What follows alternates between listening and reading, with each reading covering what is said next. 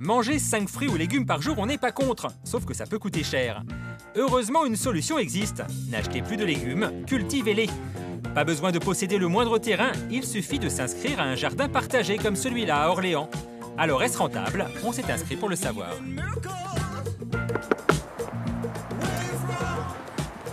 Bonjour. Oui, bonjour. Bonjour, je me présente Mariella.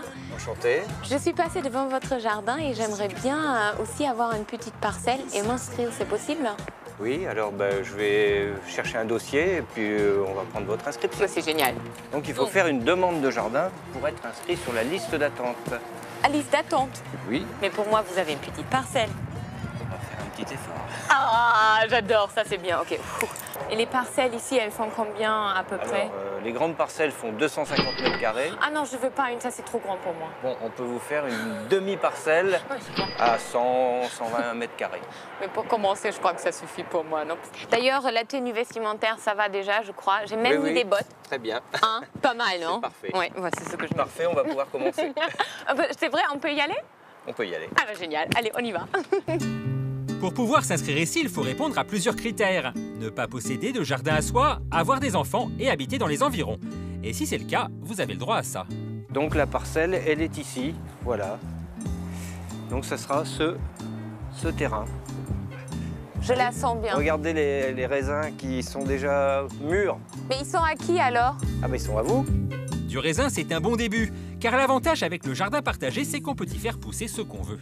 Et là, vous avez des poivrons, donc. Alors il y a des poivrons encore, Aubergines. des aubergines. Vous avez du radis noir. Vous aimez le radis noir? J'adore le radis noir.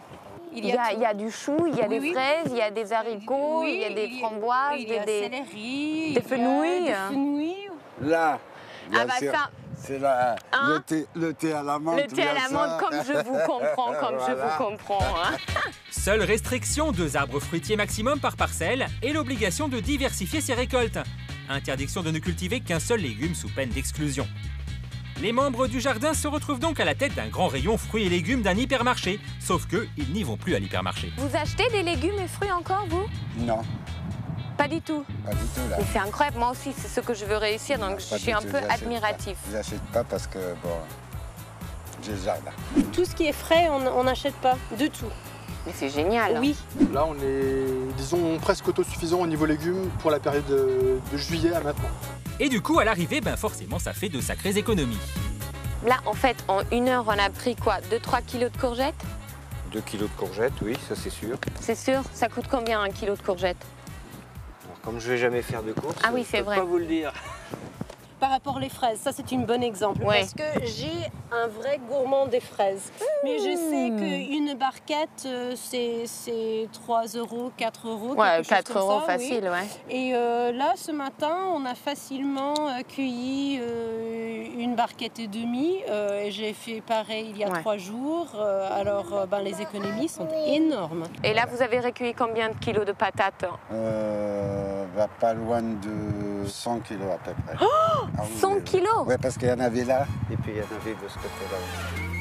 À 3 ou 4 € le kilo de pommes de terre, la cotisation annuelle est vite rentabilisée. Bon, après, faut aimer les patates.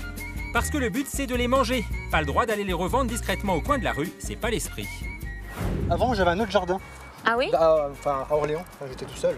Oui. Et le problème, c'est qu'il y a plein de choses que je loupais, que je savais pas faire, parce que j'avais pas les bonnes techniques.